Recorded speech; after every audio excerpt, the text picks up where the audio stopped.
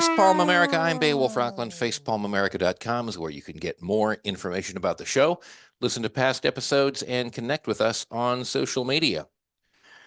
There is so much going on already in this first week of the new year.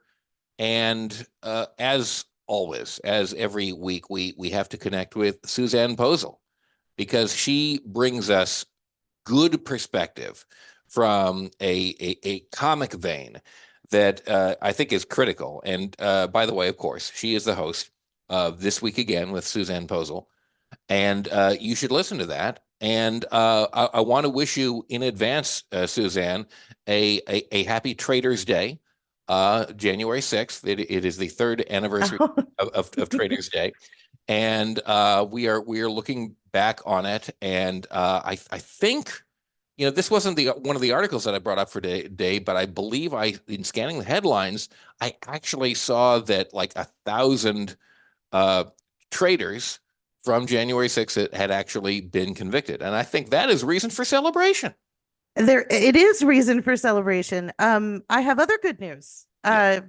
So Mad Dog Trader Green, wanted in Kissimmee, Florida, actually booked the venue to have a celebration to celebrate tomorrow. Oh, wow. Okay. And when the venue figured out what they were doing, they canceled it. So way to go. Oh, awesome. Well, it's just good things all around.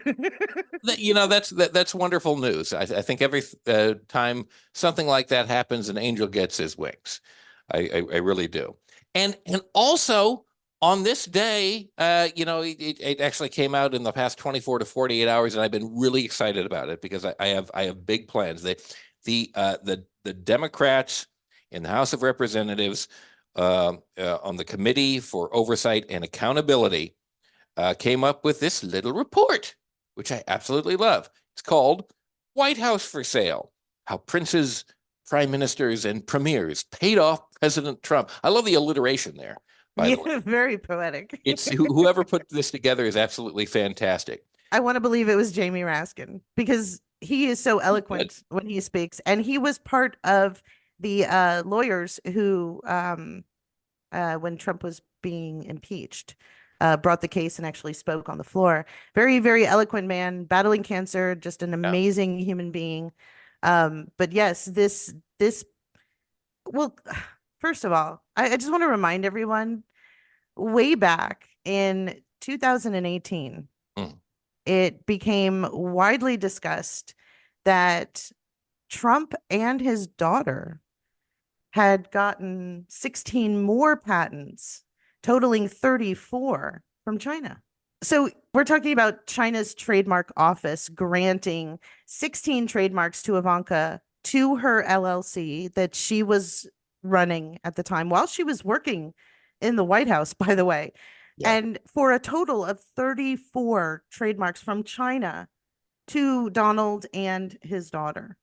And so like when this report came out, I thought about this immediately. It was about sunglasses, handbags, shoes, jewelry, beauty services, voting machines. What's the actual what? Very interesting. And it turns out that they are at the top of the list in terms of money that has gone to various Trump hotels from the nation of China. It's really, really fascinating. And I love this. It is like I have it all here. It's printed out.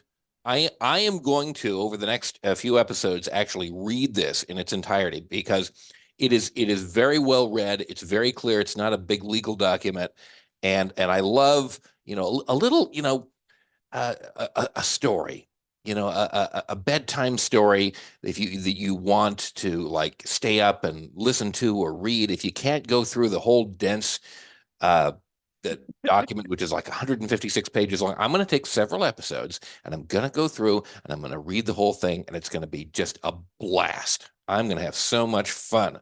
And I encourage anyone who can listen, because all of the details that Susanne is talking about and many, many more will come out over the course of that. And I think it's something that absolutely everybody needs to hear. And here's something that strikes me, Suzanne, is that we've heard all this nonsense about, oh, Biden is connected to this Yeah, thing he's paid charisma. off, and all this connection with Hunter Biden and so forth, and they haven't put forward a gosh darn thing about it. And here is not only a report, not just implication, not Mhm. just not guilt by association, but an actual 156 page report with sources and notes on it, and the Republicans and James Comer don't have anything even remotely like that. This is an actual thorough document, and I can't wait to go over it. It's because they accuse of what they do. You know, Yes. James Comer is like, only criminals have shell companies. What about yours, dude? Yeah. You and your brother and your wife and your donate your couple of your donors, sorry, I can't speak today, have been land swapping with shell companies for like a decade to avoid taxes.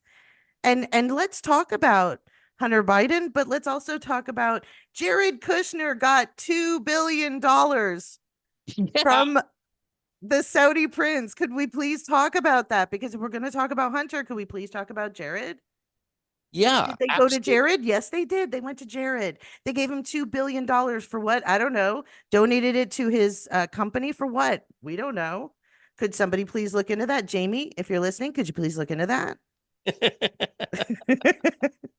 It's, I think this is a very good way to celebrate Traders Day, and it's an auspicious note to look forward to. But we also have to acknowledge, and I think the Democrats need to keep this in mind, that as Jamie Raskin was giving this speech today and talking about the report and introducing it to the American public, that he was interrupted by protesters who are very deeply concerned about the genocide that is going on in Gaza right now.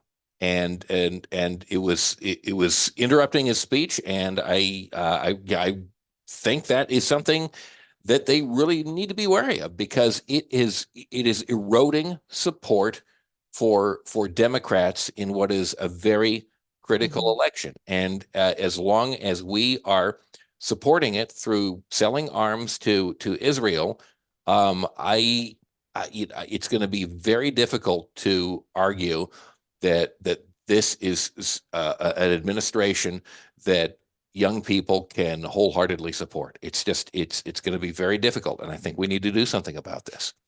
Yeah, we do. I don't know what they can do because the my kids are aware Yeah, that sometimes adults do things that they tell kids not to do.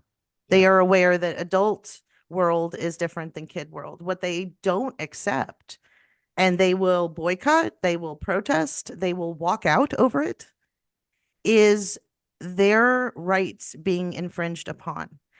And one of the things that they are interested in is creating a society that is empathetic. yeah, That is why the LGBTQ plus community thrives. That is why equality among genders and sexes is thriving. That's yeah, why people are like in Florida, face palm, perfect moment. They actually don't want the 15-week ban, and they're yeah. signing more 20,000 more signatures than needed That's to get right. it on the ballot in November, because this generation who have just come up, these are the Parkland kids who are now ready to vote. Think about that. Let me stop for a second. Parkland shooting in Florida. Yeah. One of the kids, his name escapes me, but he started an organization. He started a protest, March for Our Lives. With David Th- Hogue, I think. David Hogue. Yeah, Yes, thank you very much. This is a child who was thrust into the position and decided that he was going to be the change that he sought, yeah, because he was nowhere to be found. So these children are ready and willing to take back the country for equality, to have everyone having equal rights, to get rid of the control of tradition and religion. and have an open society where people can thrive. Yeah. And they will do it at the ballot box. They came out in the midterms. They came out in the last presidential election. But all the chatter that I see and hear is that they don't want to come out for Biden, and he needs them. And at this point, it would it would make a lot of leeway to move forward with the sentiment if he came out and apologized and then backed it up with some action.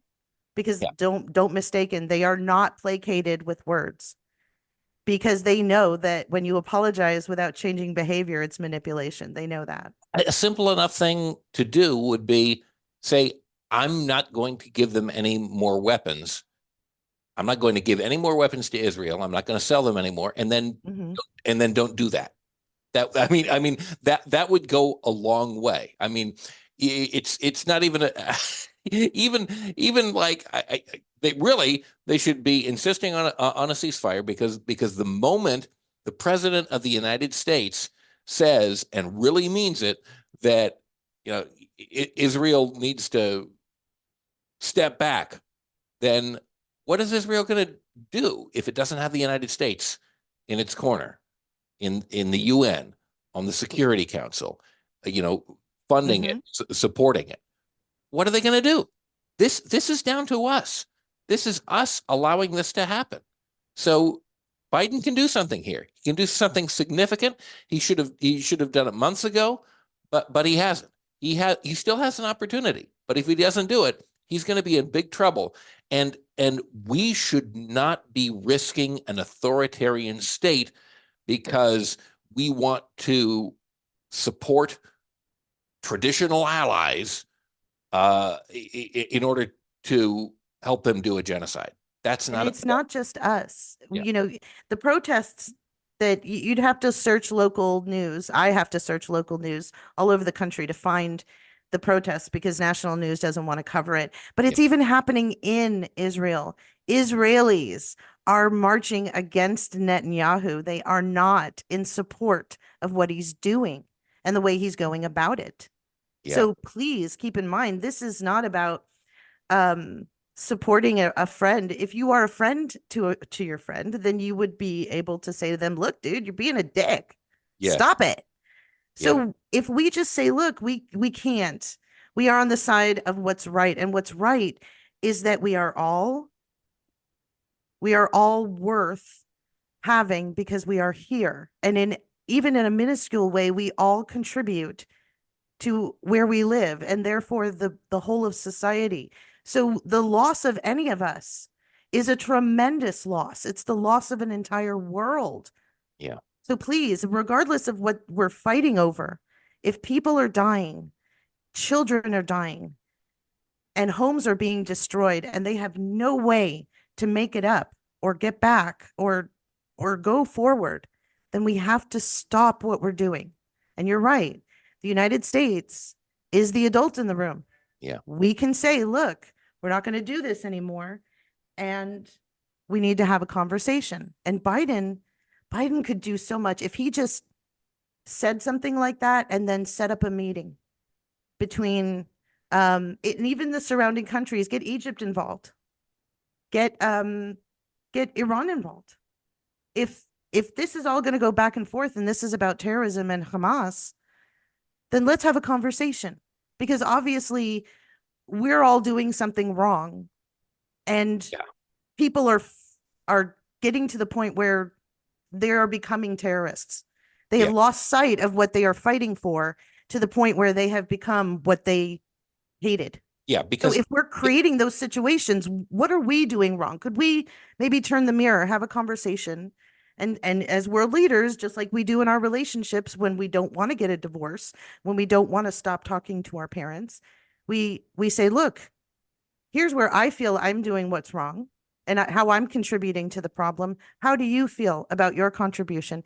And where can we get this ball rolling forward so we're not destroying ourselves, but we're helping each other? that's right. Because again, that goes back to this new generation. That is what they want. They are tired of the selfishness of the boomers. They are tired of people saying, pull up your bootstraps.